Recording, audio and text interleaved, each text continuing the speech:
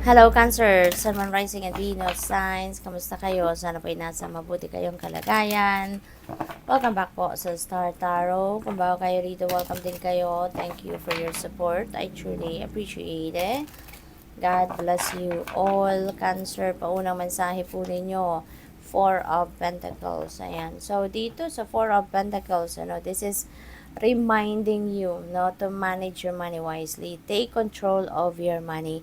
Kasi maaaring hindi ninyo, alam mo yun, hindi ninyo nakokontrol ng maigi yung flow ng pera ninyo, yung in and out ng inyong pera. So, siguro, kailangan dito na palakasin ninyo yung inyong financial discipline, no? Cancer. Kasi maaaring parang nawawala kayo doon sa disiplina, nawawala kayo doon sa tamang wisyo, no? Sa pagpapalakad or ang tawag dito, pagmamanage, no? Ng inyong kaperahan aspeto.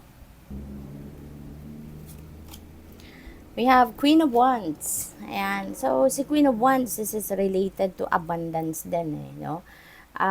Pwede na meron kayong opportunity sa ngayon, no? Na mailabas yung inyong creative prowess, no? Yung inyong creativity, yung mga talents ninyo, mga ganon. At maaring ito yung maaring pagkakaperahan ninyo. Maaring ito yung magiging kapital ninyo para kayo ay maging successful, no? Sa trabaho, sa pera, yung ganon. At saka si Queen of Wands meron tong go-getter attitude. Kaya pwedeng ito rin yung i-embrace ninyo sa ngayon na qualities ninyo, no? Na kung meron man kayong gustong gawin, kung meron man kayong sinet sa isip ninyo na gusto mong mangyari, gusto mong ma-accomplish or ma-achieve, you are definitely going to do anything and everything in your power para makamit ninyo ito, no? Yung ganon. Kaya, just go for it. We have the Chariot, merong naghihintay na tagumpay dito sa inyo, no? And most likely, since katabi niya si Queen of Wands, so yung tagumpay na to is related dito sa kung ano man ang gagawin ninyo, kung ano man yung plano ninyo na gusto ninyong ma-achieve na goal, you are going to achieve that. At you are going to be successful, no, sa bagay na yan sa dito. And maganda rito, you are also divinely guided, no? Kaya makakasiguro kayo na there will be success sa kung ano man ang gagawin ninyo rito. Kasi you are divinely guided. You are being helped out, no, dito by the Chariot, no? So napakaganda nito, Cancer. This is also I'm moving on energy. So pwede rin na meron kayo ritong difficult situation siguro na maaaring sisikapan ninyong isolve, no? Or ayusin. And definitely, you are going to succeed. No? Kasi makakapag-move on kayo from that. So, ibig sabihin, pwedeng ma-solve ninyo yan, malagpasan ninyo kung ano man ang difficulty na yan, and you will be ready to move on. Travel also is imminent for some of you dito, Cancer. Baka meron kayong pagbabiyahe. No? And this is going to be pwedeng long drive, pwedeng pagbabiyahe, no? Na magdadrive kayo. We have Page of Cups. Ayan. So, pwedeng invitation nung pupuntahan ninyo. Baka merong invitation sa inyo na pwedeng okasyon, pwedeng may selebrasyon, kung sino man, at kayo ay maiimbitahan. So, pwedeng yun ang dadayuhin ninyo, no? Yun ang pupuntahan ninyo. Kaya, good luck and mag-iingat kayo, no? Kasi, yan, mga social gatherings, siguro yung pupuntahan ninyo, dadaluhan ninyo.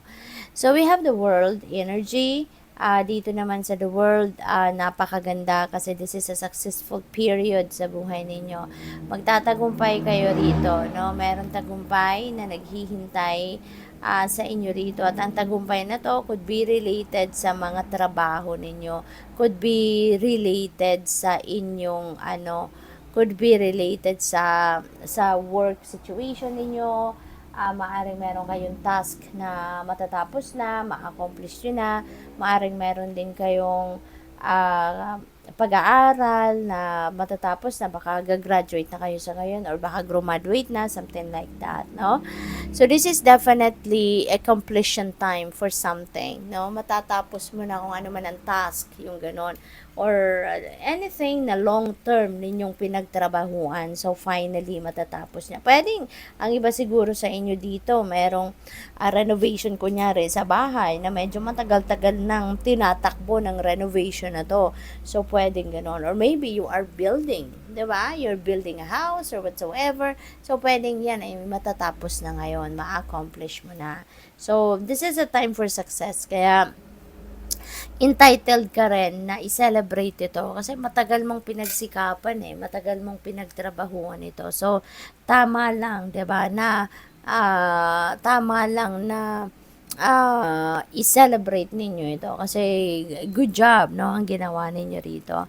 So this is also travel, no. So most likely talaga merong pagbabiyahe na gagawin kayo, Cancer. And kung dito magdadrive, no, by land, pwedeng dito, mag-aeroplano, pwedeng, since this is world, so pwedeng across the globe, or baka mag-aano kayo, international travel, no, na pwedeng iba-ibang lugar ang pupuntahan. We have lovers, ayan, baka yung travel na yan related, no, sa inyong mahal sa buhay, related sa inyong person. So, baka pwedeng mamasyal, no, baka magbibisita kayo sa jowa ninyo, sa asawa ninyo. Baka nasa abroad kayo at kayo bibisita, uuwi muna kayo, bibisitahin ninyo yung person ninyo, or pwede rin na yung travel na to kasama ninyo, no, yung person ninyo, pwedeng ganon. For others of you naman, this is about commitment, no? Baka baka mag-aasawa ng iba sa inyo rito, baka kayo magpapakasal na, or baka kayo ay magsasama na sa iisang bubong. So maybe may mga decision kayo na ganon sa ngayon. What else? We have Knight of Pentacles. Ayan. So si Knight of Pentacles, maaari meron ditong mga offers, no, o pwedeng trabaho, career, negosyo, investment, mga ganon.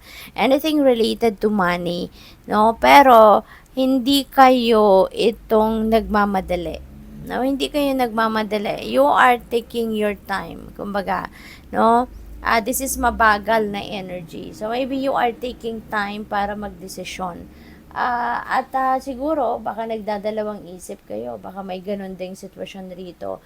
Kaya there is an invitation para sa iyo dito na wag kayong matakot, bagkus magtiwala kayo sa inyong desisyon, or magtiwala kayo sa idea ninyo, magtiwala kayo sa kung ano ang naiisip ninyo na magandang gawin, or sa naiisip ninyo na desisyon dito, no, na maaring yan ay pinag-iisipan nyo pang mabuti. Okay? So trust, no, in what you know, kasi person of wisdom na kayo, marami na din kayo natutunan, marami na kayong experiences in the past, no, so gamitin niyo kung ano yung mga alam ninyo. Seven of Pentacles, there is tawag dito, vision kayo rito, na parang nag-invest kayo ng oras, panahon, atensyon, no, sa kung ano man ang ine-envision ninyo, no, na pwedeng related yan sa pagkakaperahan din ninyo, trabaho, career ninyo, yung ganon. So, kung ano man ang vision ninyo dyan, you have invested already your time, effort, energy, resources, at maaaring naghihintay na lang kayo ng resulta nito, no? So, alam nyo na, no? Alam nyo sa sarili ninyo na you have done everything you can para magtagumpay kayo, no, sa bagay na yan. Kaya ngayon, parang naghihintay na lang kayo ng bunga, no, ng inyong pagsisikap at ng inyong efforts at lahat, no. So good luck. Thank you for watching Love and Light. Namaste.